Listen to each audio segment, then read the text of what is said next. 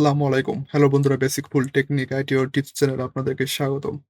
আজ এই ভিডিওটির মধ্যে দেখব কিভাবে আমরা একটি পেট তৈরি করতে পারি। আমরা দেখি বিভিন্ন জায়গায় ডাক্তারখানায় অথবা বিভিন্ন জায়গায় পেট ব্যবহার করা হয়।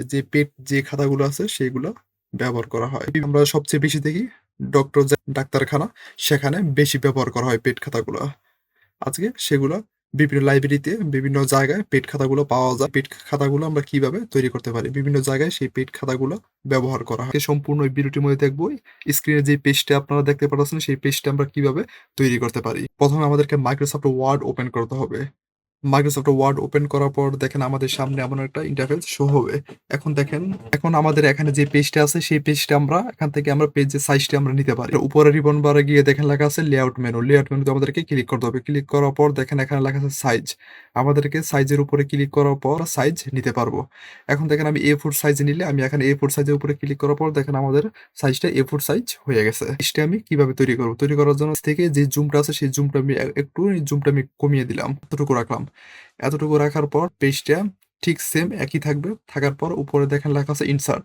আমাদেরকে ইনসার্টে ক্লিক করতে হবে। ইনসার্টে ক্লিক করার পর আমরা এখান থেকে শেপ ব্যবহার করব। তার জন্য আমাদেরকে শেপে ক্লিক করব। শেপে ক্লিক করার পর লেখা আছে ফ্লো চার্ট। ফ্লো চার্ট থেকে আমি তার এখানে যেই শেপটা আছে, প্রথম যে শেপটা আছে সেই শেপটা আমি এখানে ক্লিক করব। আইকনের মতো চলে আসছে। আসার পর আমরা এখান থেকে আমরা ছোট্ট করে একটি আমরা শেপটা নিব। উপরে দেখেন লেখা আছে শেপ ফিল। শেপ ফিল উপরে আমাদেরকে ক্লিক করতে হবে। শেপ ফিল ক্লিক করার পর থেকে আমরা হোয়াইট কালারটা ব্যবহার করব। তার জন্য আমি এখানে প্রথম যেই হোয়াইট কালারটা আছে সেটা আমরা ব্যবহার করলাম। করার পর আমি এখানে মাঝে মাউসটা যখন আনবো, আনার পর আমরা এখান থেকে যেখানে ইচ্ছে সেখানে আমরা রাখতে পারবো। এখন আমি এখানে দিয়ে এনে আমি এখানে রাখবো। এতটুকু রাখার পর আমি একটি খালি জায়গায় একটা ক্লিক করব। ক্লিক করার পর দেখেন আমাদের এটা সেট হয়ে গেছে।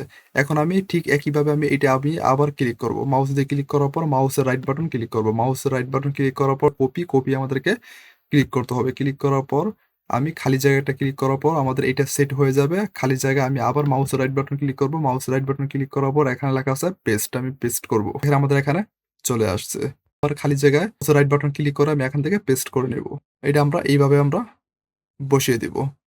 আমি আবার খালি জায়গায় ক্লিক করব। ক্লিক করার পর এখানে পেস্ট করব।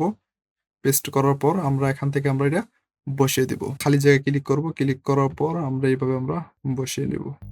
দেখেন আমরা এইভাবে আমরা দিয়ে দিব। এটা হলো আমাদের যে পেট খাতার যে সাইডে এমনভাবে থাকে। এই যে এমনভাবে থাকে এগুলা আমাদের কাটা থাকে। প্রতিটা পেজের মধ্যে এমন থাকে। এখানে যে প্রতিটা যে অপশন আছে তার প্রতিটা অপশনে একটি করে পেছানো ব্যবহার করা হয়। এখন দেখেন আমরা এখানে তৈরি করেছি, আমরা যে আগে যে পেজটা আছে সেই পেজটার মধ্যে যাব। নিচে দেখেন এখানে লেখা আছে। আমরা এই লেখাটা আমরা কিভাবে লিখবো? এই লেখাটা লেখার জন্য আমাদেরকে পরে দেখেন লেখা আছে ইনসার্ট। ইনসার্টে যেতে হবে। ইনসার্টে যাওয়ার পর এখানে শেপে ক্লিক করতে হবে। ক্লিক করার পর এখানে লেখা আছে বেসিক শেপ থেকে আমরা টেক্সট বক্সটা উপরে ক্লিক করব। বক্স উপরে ক্লিক করার পর আমরা এখান থেকে আমরা একটি বক্স তৈরি করব। এখন আমি লেখার পর আমি একটু ফন্ট সাইজটা আমি বাড়িয়ে নিব এবং তার সাথে আমি একটু বোল্ড করে নিব। তার জন্য আমাদেরকে এইটা লেখাটাকে সিলেক্ট করতে হবে।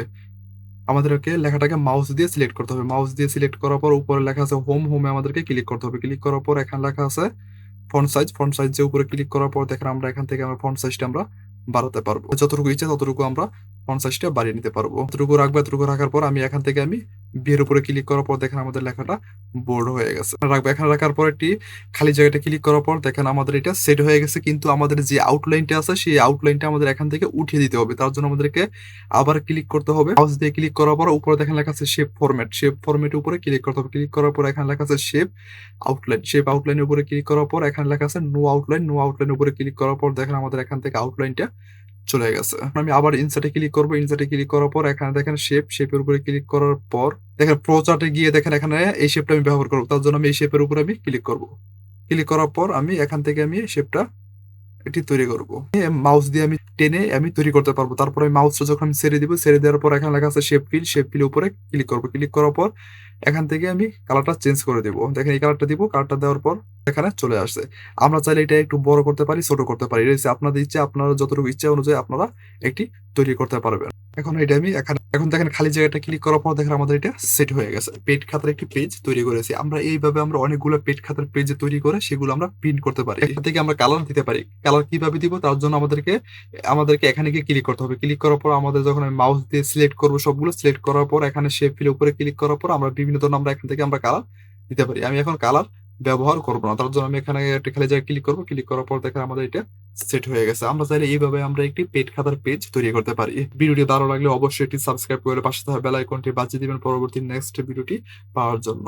আবার দেখা হবে পরবর্তী নেক্সট ভিডিওতে। ভালো থাকবেন, সুস্থ থাকবেন। সবাইকে ধন্যবাদ।